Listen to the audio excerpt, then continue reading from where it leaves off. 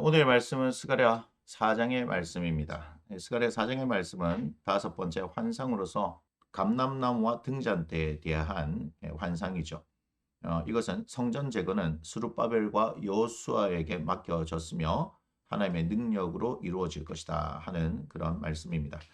여기서 이제 첫 번째 이제 순금 등잔대가 나오죠. 순금 등잔대가 의미하는 것은 10절에 보니까 10절 하반절에 보면요. 이 일곱은 온 세상에 두루 다니는 여호와의 눈이다라고 말씀하고 있습니다. 이것은 역대하 16장 9절을 살펴보시면 될 것 같습니다. 역대하 16장 9절. 그래서 하나님의 감찰하심을 이야기한다. 그래서 순금 등잔대는 하나님의 감찰하심을 상징한다. 이렇게 보시면 될 것 같습니다. 그 다음에 이제 감람나무에 대해서 물어보죠.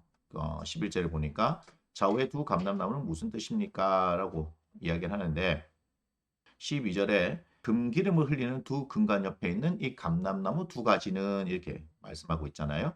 14절에 이야기하고 있습니다. 이는 기름 부음 받은 자 둘이니 온 세상이 주 앞에 서 있는 자니라. 그래서 기름 부음을 받은 자 둘이라는 것은 히브리어로 베네 하이츠하르라고 얘기합니다. 베네 하이츠하르라고 얘기하는데 이츠하르가 무슨 얘기냐면 하나님의 복에서 흘러나오는 풍요로움 중에서 새 기름을 이야기하는 거죠.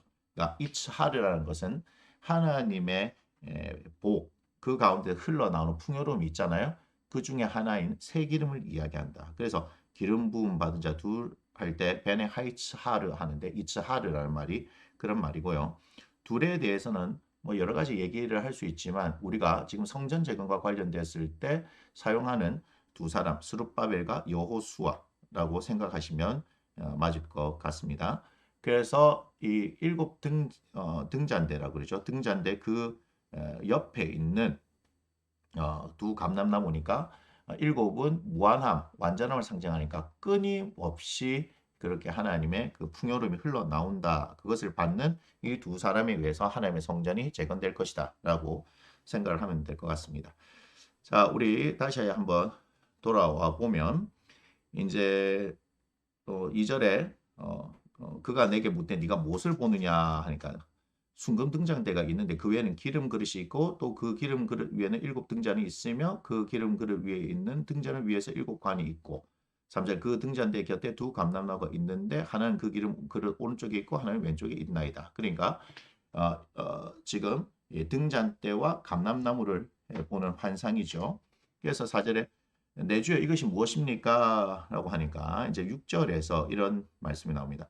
그가 내게 대답을 이르되 여호와께서 스룹바벨에게 우리가 3장에서는 여호수아인데 4장에서는 스룹바벨이죠. 스룹바벨이 하신 말씀이 이러하니라. 만군의 여호와께서 말씀하시되 이는 힘으로 되지 아니하면 능력으로 되지 아니고 오직 나의 영으로 되느니라. 이 말씀이 나온 배경 자체가 뭐냐면 성전을 건축하는데 여러 가지 어려움들이 있잖아요. 그것이 사람의 힘과 능력으로 되어지는 것이 아니라 하나님의 힘과 능력으로 되어지는 것임을 가르쳐 줍니다. 그렇게 될 때 7절에 큰 산은 내가 무엇이냐. 이 큰 산은 부정적인 이미지죠. 그죠? 성전 건축을 가로막는 어떤 어려움을 이야기한다면 네가 스룹바벨에서 평지가 되리라. 즉 스룹바벨을 통해서 이 일이 이 어려운 난관들이 극복되고 하나님의 성전이 건축될 것이다라고 말씀합니다. 그러니까 그 뒤에 그가 머릿돌을 내놓을 때에 우리가 외치기를 은총이 그에게 있을지어다 이렇게 얘기하죠. 그러니까 9절에서 이제 기초를 놓았다 이런 얘기 나오잖아요. 이제 머릿돌이라는 것은 완성을 이야기하는 거죠. 그 완성을 통해서 하나님의 복이 그들에게 임하는 것에 대해서 백성들이 반응을 하게 되는 그 모습이고요. 그래서 구절을 통해서 수룹바벨의 손이 이 성전 기초를 놓았은즉 그의 손이 또한 그 일을 마치겠다. 하나님께서 수룹바벨을 통해서 그 성전 건축의 역사를 마치게 하신다라고 말씀을 합니다.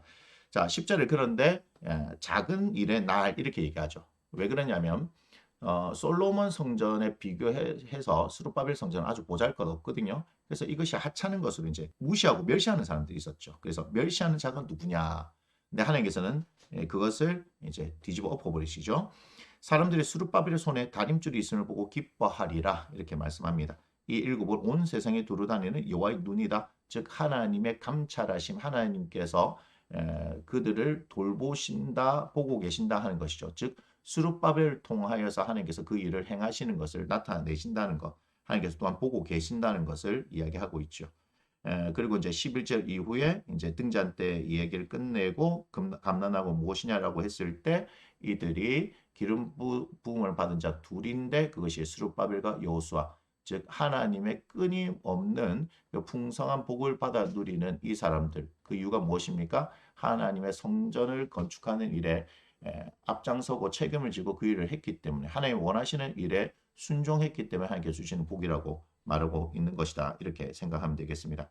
그래서 스가랴 4장을 통해서 우리가 생각해 보아야 할 것은 우리의 삶 가운데 어려움과 힘듦이 있을 때 하나님의 그 도우심, 하나님의 그 기름 부으심을 통해서 풍성한 은혜를 우리가 경험하고 또 그 능력으로 살아가야 한다는 그런 메시지를 얻을 수 있겠죠. 다시 스룹바벨처럼 하나님께서 주신 바 거룩한 사명이 있다 할지라도 그런 사람들에게 어려움이 없는 것이 아니에요. 오늘 여기서 말하고 있는 처럼 큰 산이 있을 수도 있고요. 작은 일의 날이다라고 멸시하고 조롱하는 사람, 즉 외부의 적이 아닌 내부의 적들이 있을 수 있다는 겁니다. 우리 학교서를 통해서 봤잖아요. 하나님의 성전을 건축하라 했는데 그들이 성전 건축에 최선을 다한 것이 아니라 자신들의 먹고 사는 문제에 먼저 집중했던 모습들. 그런 상황들 가운데 어려움을 겪고 있을 수밖에 없죠. 우리의 삶도 그럴 수 있습니다. 그러나 하나님의 영이 임해서 우리의 힘과 능력이 아닌 하나님의 영이 임해서 지금 4장 6절에 말씀하는 것처럼 하나님의 영으로 된다. 힘으로 능력으로 되는 것이 아니라 오직 나의 영으로 된다 하시는 그 말씀처럼 하나님의 영이 임하고 그리고 끊임없는 하나님의 공급하시는 그 기름 부으심을 경험하게 되어진다면 능히 그 일들을 감당할 수 있을 것이라는 그런 분명한 하나님의 메시지를 들으실 줄 믿습니다. 그렇다면 우리가 지금 스가랴서를 계속해서 보면서 어떤 것을 여러분들 보고 계십니까? 철저히 하나님께서 우리와 함께 하기를 원하시죠. 우리가 2장부터 시작되어졌던 그 환상을 보니까 하나님께서는 우리와 함께 하시기를 원하신다. 그러니까 계속해서 하나님께서 1장에서는 돌아오라 말씀하셨잖아요. 돌아오라 하는 그 말씀을 듣고 그분 앞에 가면 하나님께서는 철저히 우리와 함께 하신 것을 보게 되고 그분이 성곽이 없는 그 성읍의 보호자처럼 불성곽으로 보호하시고 지키시고 인도하신다. 함께 거하시면서 또한 우리의 죄를 하나님께서 간과하시며 새로운 옷을 입히시고 그 머리에 관을 씌우시는 것을 우리가 또 보아서 알 수 있고요. 오늘 말씀처럼 하나님의 영이 우리에게 임하고 계속해서 끊임없는 기름 부으심을 통해서 하나님의 일들을 감당할 수 있도록 해주시겠다는 하나님의 분명한 메시지들을 우리는 스가랴서를 통해서 계속해서 발견해야 할 줄로 믿습니다. 그러니 우리는 뭘 해야 될까요? 하나님께서 주시는 메시지 가운데 분명히 하나님께서 원하시는 것을 발견하고 그 앞에 서고 그분과 함께 동행하는 그런 삶을 살아야 할 줄로 믿습니다. 스가랴 4장의 말씀은 여기서 마치도록 하겠습니다.